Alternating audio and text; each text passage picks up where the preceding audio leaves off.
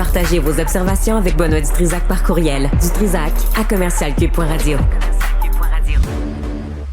Juste un petit mot concernant un nouveau défi TikTok qui semble super populaire auprès des jeunes. À Québec, d'ailleurs, les parents ont reçu une lettre vraiment de l'école pour dire que ça montait en popularité puis que c'était un phénomène assez inquiétant, sincèrement. C'est le défi TikTok qui s'appelle Donkey. Ça consiste à sauter sur un camarade ou à lui poser un poids sur la tête de manière imprévisible. Mais là, tu sais, on sait que ça peut être très dommageable. Le coup, la colonne, bon, on connaît les répercussions que ça peut avoir. Donc, Donkey, ça vaut peut-être la peine ce soir au souper ou en jasant avec vos enfants. « Hey, as-tu entendu parler de ce défi TikTok-là? Si oui, connais-tu les conséquences? » Ça peut ouvrir quand même une discussion intéressante. Oui, fermez donc TikTok. Plus simple. On va régler le problème tout de suite. On tire la plug. Ouais, parfait. Merci, TikTok, Stéphanie. c'est complètement toc-toc. C'est-tu vraiment nécessaire, Sophie? Je suis toujours là pour aider. Ah, t'es là pour aider aussi. Non, mais c'est oui. parce que chaque semaine, on entend parler... Merci, Stéphanie, de nous avoir alertés à ça, mais à chaque semaine, on entend parler de défis TikTok plus stupides les uns que les autres. Et dangereux. Tu sais, comme là, se sauter sur la tête de ton camarade, je veux dire, à un moment donné, il y en a un qui va avoir une commotion cérébrale, l'autre va se faire coincer la vertèbre, l'autre va se retrouver paraplégique. Je veux dire, c'est des défis niaiseux. Jamais TikTok lance un défi, lis un livre. Intelligent. Ben oui. Lis un livre. T'as tout à fait raison. Sur la Deuxième Guerre mondiale. Oui. C'est juste des défis qui sont pas débiles. Mettons lancer un défi aux Queers for Palestine. Renseignez-vous sur la façon dont la Palestine traite les queers. Tu sais, j'ai un défi TikTok. Renseignez-vous avant d'ouvrir votre bouche. Oui, ou un défi TikTok. Ouais. Allez-y à Gaza, allez frencher votre blonde, votre chum, puis voyez la réaction de vos amis. Oui. Mais sans faire de politique, non, mais c'est parce que ce sont des défis plus... Puis en même temps, rappelle-toi, quand t'as déjà été ado, toi... Oh! As-tu déjà été ado? Il y a fort longtemps. Je pense que c'était au 19e... Non, au 20e siècle. Non, au 19e. Au 19e. 1872. Non, c'était un autre siècle, en tout cas. Ah oui, c'était pas... En 72, t'étais ado? Oui. Donc... Oui, bon, en tout cas, quand t'étais ado... Non, mais on en faisait des sacrées niaiseries, tu sais. Pas à ce point-là. Moi, je me souviens, mon frère, à un moment donné, on était partis en voyage. On avait loué une maison. Il y avait un balcon au 2e étage. Mais du balcon! Ben là, il s'est cassé le bras ou la jambe ou je sais plus trop quoi. Il est bien niaiseux. Ben, il nous écoute pas parce qu'il est en France en ce moment, fait qu'il t'entend pas. Ouais, mais ce que je veux dire, c'est qu'à l'adolescence, on fait des bêtises. Ouais. Mais on n'a pas besoin d'encouragement, on est capable d'en faire par soi-même. Mais ça, les défis TikTok, là, bref. Damien Robitaille. Bon, alors, ce sont nos collègues du Journal de Montréal qui sortent cette histoire-là, Raphaël Gendron-Martin. Donc, Damien Robitaille, qui est un auteur, compositeur, interprète hyper sympathique. Et quand il a commencé sur les médias sociaux pendant la pandémie à faire des reprises, sa carrière a explosé. Mais elle n'a pas juste explosé au Québec ou au Canada. Partout sur la planète, il a fait plein de reprises au piano, à la guitare, des fois au piano, puis à la guitare, puis à l'harmonica en même temps avec son chien. C'est un gars hyper sympathique, Damien Robitaille. Et talentueux légèrement. Absolument talentueux. Ouais. Et là, il se trouve qu'il est au cœur d'une fraude avec laquelle lui n'a rien à voir. C'est vraiment à son corps défendant. Plein de faux comptes, des dizaines de faux comptes au nom de Damien Robitaille. Et les gens tombent dans le panneau. Les gens pensent que c'est Damien Robitaille. Mm-hmm. Et Damien Robitaille lance des espèces de concours en disant, inscrivez-vous sur ma page, puis je vais donner 1 000 $ à quelqu'un. Puis là, ils écrivent à n'importe qui en disant, vous avez gagné 1 000 $ pour pouvoir récupérer le 1 000 $. Donnez-nous vos coordonnées bancaires, etc., etc.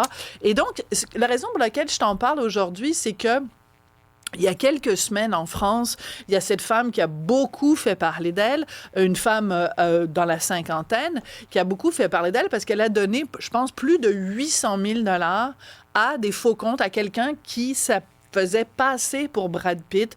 Avec l'intelligence artificielle, il y avait plein de... Mais je te vois sourire, Benoît, et c'est vrai il y a un côté drôle, il y a un côté excessivement triste parce qu'elle a perdu des milliers de dollars. Non, mais attends, tu as 800 000 $ à mettre a donné à Brad Pitt. Sérieusement? Parce que Brad Pitt, le faux Brad Pitt, faisait croire qu'il était amoureux d'elle. Mais excuse-moi, Et donc- Sophie, as-tu entendu parler d'Oxfam?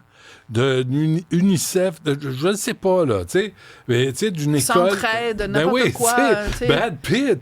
Voyons, allume, ça gramouille. Bon, alors J'ai c'est pas un beaucoup de petit peu- sympathie pour ça. Bon, alors c'est un petit peu vers là que je m'en allais. J'y allais avec un petit peu plus de doigté. un petit peu plus de Oh, doigté, ben oui. un petit peu plus peut-être d'empathie, Empathie. un petit peu plus de bienveillance, Ouais, tu me peut-être. connais. Oui, t'es pleine de ça.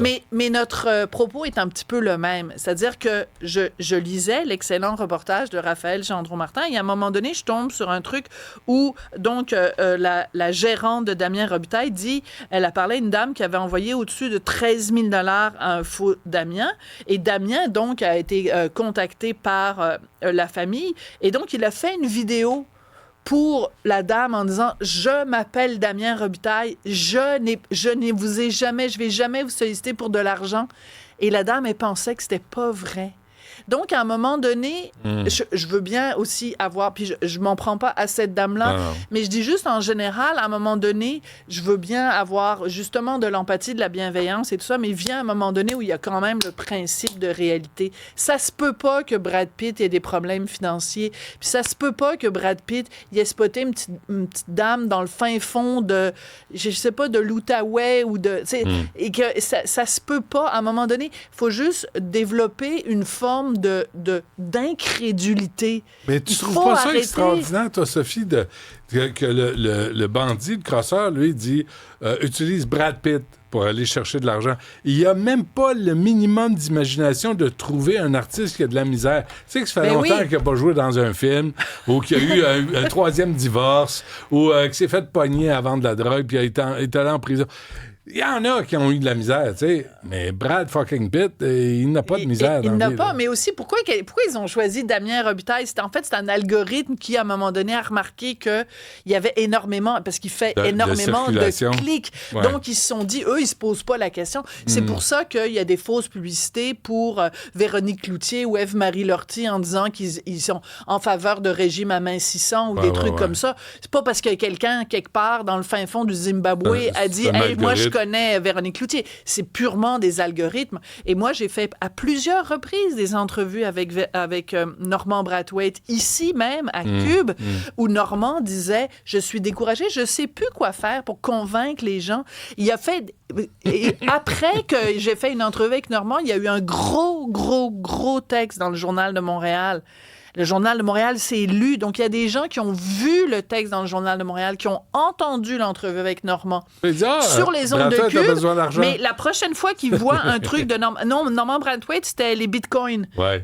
Il vendait des bitcoins. Mais il a dit sur toutes les tribunes, je ne vends pas Incroyable. de bitcoins. Mais il y a quand même des gens qui continuent à acheter des bitcoins pensant que Normand Brathwaite en vend. Et non seulement ça, mais après, ils vont sur la page de Normand Brathwaite où ils se plaignent en disant, tabarnouche, Normand, tu m'avais dit d'acheter des bitcoins, j'en ai acheté, puis finalement, je ne l'ai jamais vu. Je ne sais pas où ils sont, mes bitcoins. Et qui en Mais c'est parce vendent, que ça, vous êtes Gramouille? fait avoir. Ben oui, C'est- tant qu'à être là. tu En sais. fait, c'est un message d'amour que j'envoie aujourd'hui. S'il vous plaît, réveillez-vous, puis ayez confiance simplement en des gens de confiance. OK, l'amour, ça suffit, par exemple. Votre femme, votre mari. Tu parles de quoi tantôt? Écoute, à l'émission? j'ai intrigué tout le monde parce que j'ai mis ça sur mes médias sociaux. C'est une carte qui dit, ben, je peux même pas le dire en ondes. Qu'est-ce que ça dit? Tiens, lis la carte. J'ai la... à terre. Bon, tout le monde connaît cette expression québécoise savoureuse. Alors, c'est un indice de qui sera mon invité à 14h18. C'est, je vais juste dire, c'est une humoriste. Et elle a c'est pas un homme. sorti, ça n'est pas un homme, et à la sortie de son spectacle, elle distribue cette carte. Moi, je suis allée voir son spectacle la semaine dernière. Ouais. J'ai pris cette carte-là à la sortie. Je me suis dit, cette fille-là est vraiment rigolote. Bon. Donc, je la reçois tout à l'heure à l'émission, en espérant que j'ai pas trop, aucune partie de mon anatomie à terre. Ou si c'est le cas, ramasse-la. Merci. À demain, 11h.